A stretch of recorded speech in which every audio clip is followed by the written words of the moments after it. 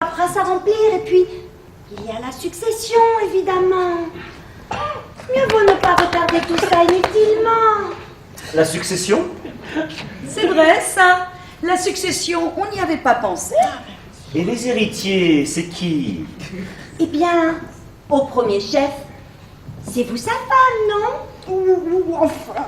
Bah, si votre mari venait à décéder, c'est vous qui hériteriez, bien sûr. Oh, d'ailleurs, en tant qu'épouse du patient, j'aurais plein de papiers à vous faire signer dès maintenant.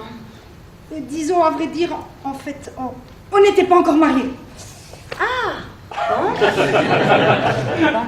Et vous n'aviez pas d'enfant non plus? Non. Bon, ben, dans ce cas, ce sont ses frères et sœurs qui hériteront. Oh, mais je me doute que ce n'est pas votre principal souci pour le moment. Non, bien sûr.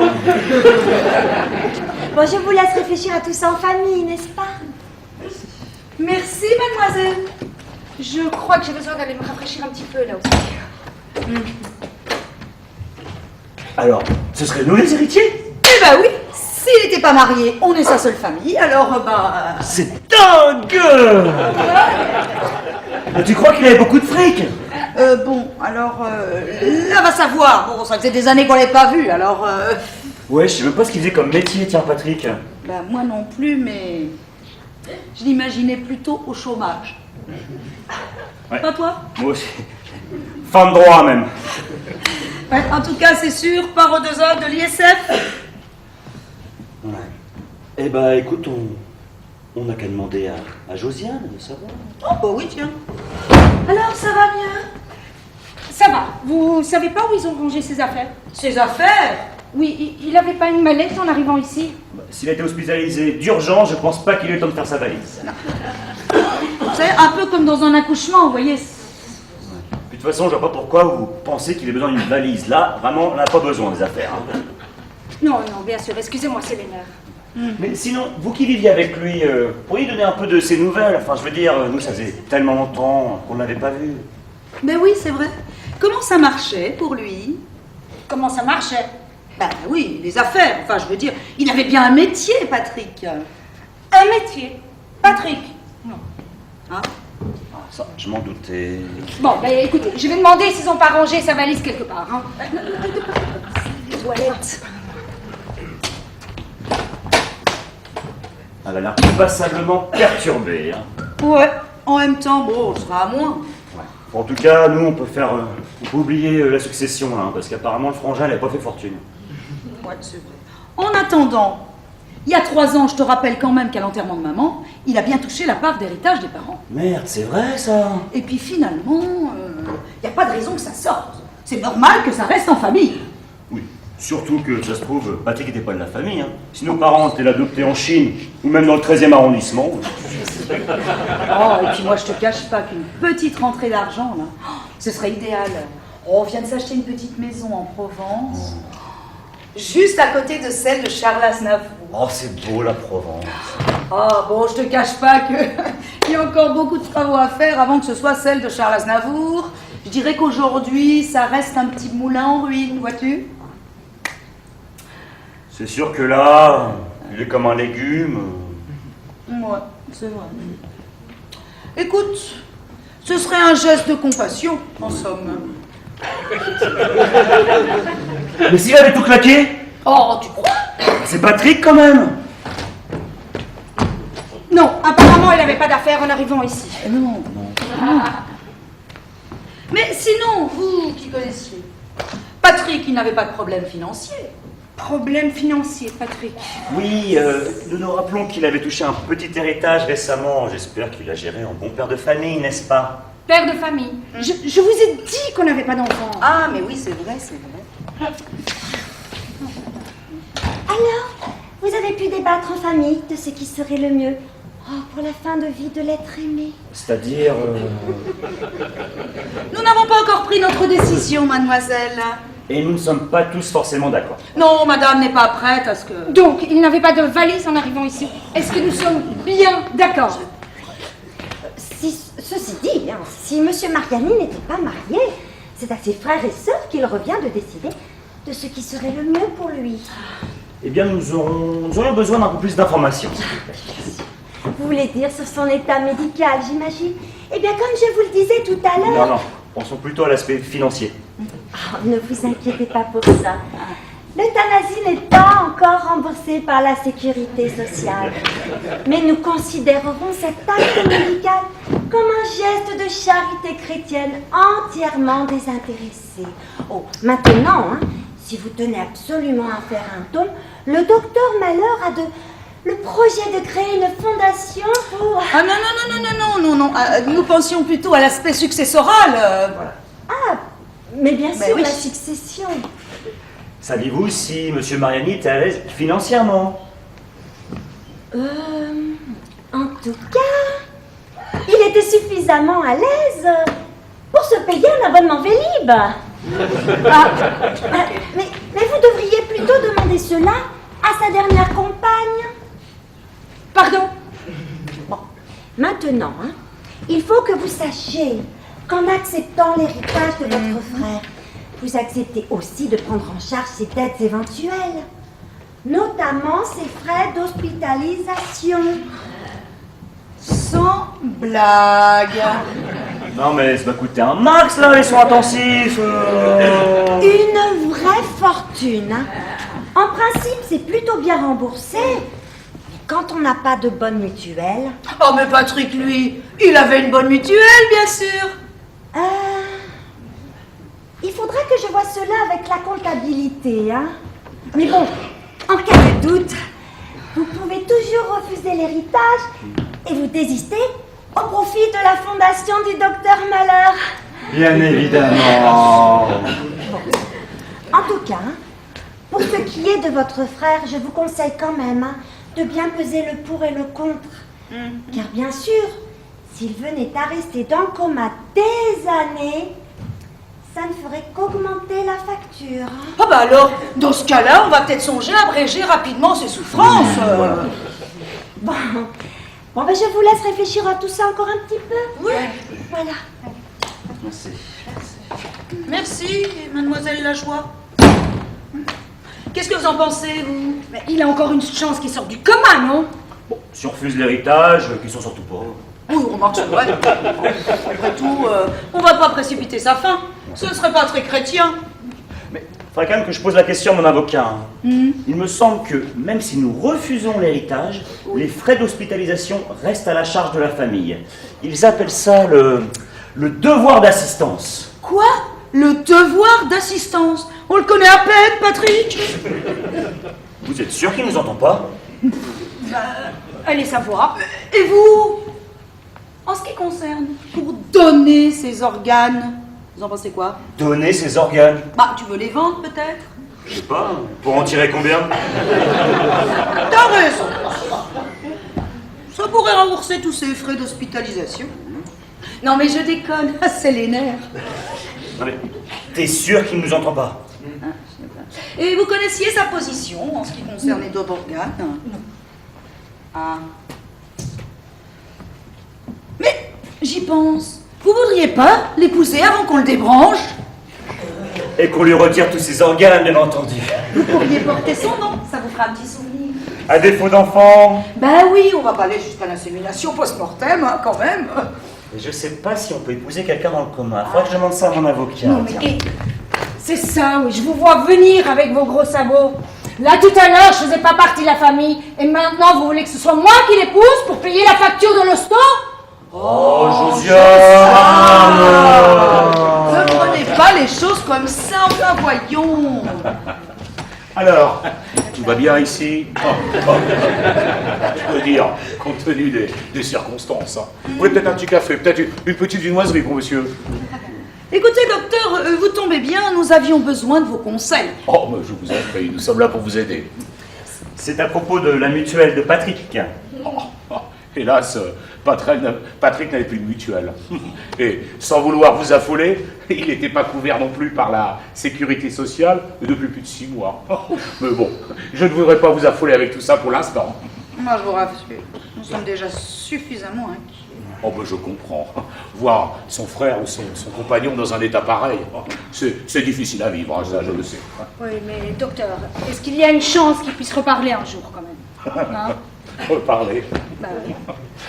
Ah, mon Dieu. Oh, un miracle est toujours possible, hein. Mais pour ce qui est des miracles, je crains qu'il ne fasse adresser plus haut. Les miracles, c'est beaucoup moins sûr que l'euthanasie, mais c'est remboursé à 100% par l'Église. Merci pour ces paroles réconfortantes, docteur. Bon, je vous en prie. Bon, mais écoutez, si vous avez besoin de quelque chose, vous savez où me trouver. Et, j'oubliais, un policier vient de se présenter à l'accueil. Un policier? Bon, oui, je lui ai dit que le patient n'était pas en mesure de répondre à ses questions, mais il souhaite entendre ses proches. Alors je lui ai dit de monter. Oui, oui, vous avez bien fait. Bon, et si vous voulez un petit café, une viennoiserie, vous n'hésitez pas. Vous sonnez le room service, n'est-ce pas? Merci, docteur. Un policier? Pourquoi un policier? Oh, sans doute pour établir les circonstances exactes de l'accident. Ah, c'est vrai qu'on sait toujours pas quand c'est arrivé, cet accident. Mais si, l'infirmière nous a parlé d'un abonnement Vélib. Et vous savez pas comment c'est arrivé, cet accident? Non, pas exactement. C'est pas grave, la police nous en dira sûrement plus. Vous n'avez pas envie de savoir. Écoutez, j'ai pas le temps de vous expliquer, mais s'il vous plaît, ne parlez pas de moi à la police, d'accord? Pourquoi ça? Je n'étais pas la compagne de Patrick. Ah bon? Non, et je ne suis pas l'épouse non plus. Quoi? Mais alors qui vous êtes? Disons qu'on était en affaire, voilà. En affaire? Mais quel genre d'affaire? Le genre d'affaire dont la police ne doit pas être Ouais. au courant, sans doute. Je vous expliquerai tout à l'heure, d'accord? Je vais me planquer dans la salle de bain en attendant que le flic soit parti.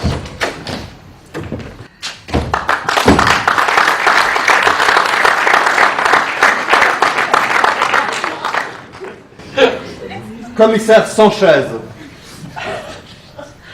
Une chaleur ici. Vous êtes la famille, vous? Je suis son frère et sa sœur. Bonjour. J'enquête sur l'affaire dans laquelle votre frère est impliqué. Oh, l'affaire. C'est un accident de Vélib. C'est pas le naufrage du Costa Concordia, quand même. C'est un peu plus compliqué que ça, quand même. Hein? Ah bon? Vraiment? Vous n'êtes pas au courant. Ah ben non.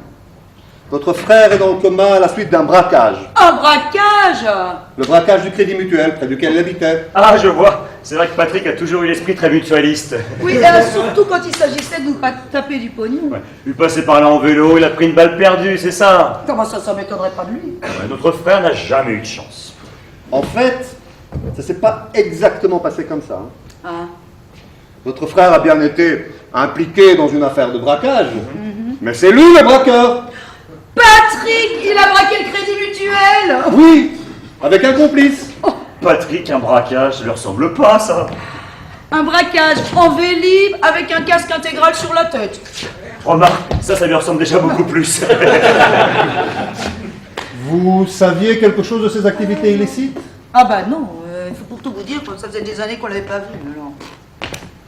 En Vélib. Il devrait avoir des circonstances atténuantes, non? Oui. Somme toute, Patrick vient d'inventer le braquage écolo. C'est pas un accident de la route alors? Bah oui et non. Votre frère a heurté un bus de plein fouet. Mais, après une course-poursuite avec la police dans les rues de Paris... Course-poursuite, il était en Vélib. Et les policiers, ils faisaient du roller. Monsieur Mariani, je vous en prie. Ce n'est pas une plaisanterie, nous parlons tout de même d'une attaque à main armée. Oh, mais bien sûr. Écoutez, inspecteur, notre frère est tout de même entre la vie et la mort. Alors je suis désolé, croyez-le bien. Surtout que sans son accident, il aurait pu nous donner le nom de sa complice. Sa complice. Donc, c'est une femme. J'ai son portrait robot.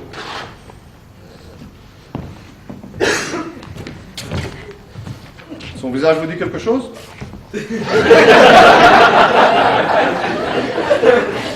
Alors, excusez-moi, mais j'ai oublié sur moi mes lunettes. Je ne porte pas sur moi mes lunettes pour voir de près. Alors, non, c'est... Ah non, vraiment, non, mais... Ah, vous savez ce qu'on dit, hein. Quand on devient presbyte, on voit plus bien. Et vous? Moi? Ouh là là là là. Écoutez, il n'y a pas moins physionomiste que moi. Les gens, je les confonds tous. C'est bien simple.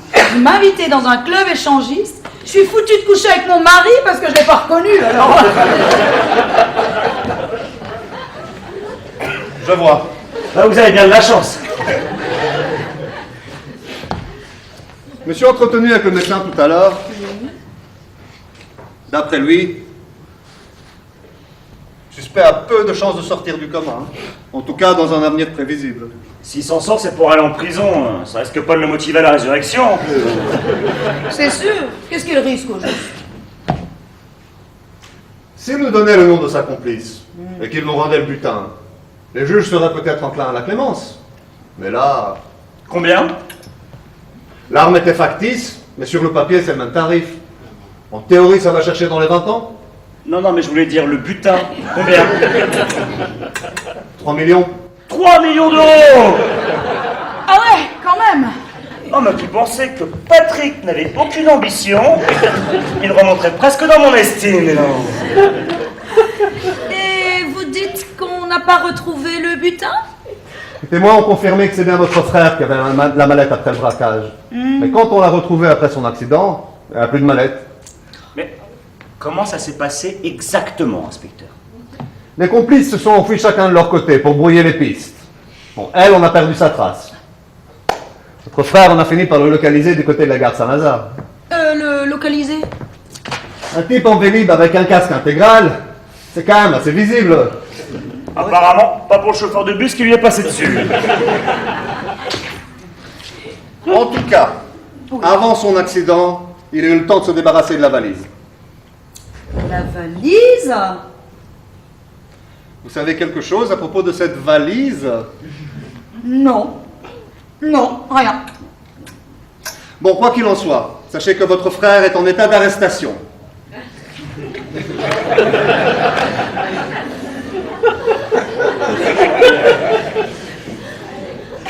Bon, a priori, il devrait rester ici faire le planton au cas où il se réveille. Mais je déteste les hôpitaux. Non, mais alors là, surtout, ne vous inquiétez pas, il risque pas de s'échapper. Hein. C'est vrai que les hôpitaux, en plus, paraît que c'est bourré de microbes résistants à tous les antibiotiques. Hein. Oh oui, vous connaissez le proverbe, inspecteur? L'hôpital, on sait quand on y entre, mais on n'est jamais sûr d'en sortir vivant. Même quand on vient visiter un malade ou une femme qui vient d'accoucher. Personnellement, rien que pour ça, j'ai refusé d'assister à la naissance de mes 3 enfants. L'hôpital, pour les virus, les bactéries, c'est un véritable bouillon de culture. Le service des maladies tropicales est juste derrière. Le docteur Malone nous disait encore que la semaine dernière, ils avaient eu un cas de malaria. Ah non, il a dit Ebola. Ah, peut-être. Écoutez, il faut que ça reste entre nous, hein. Mais cet hôpital devrait être mis en quarantaine depuis bien longtemps. Il paraît que les infirmières tombent comme des mouches. Bien. Alors, dans ce cas, je vais y aller. Et puis je reviendrai de temps en temps prendre des nouvelles. Voilà. Merci de votre sollicitude, inspecteur.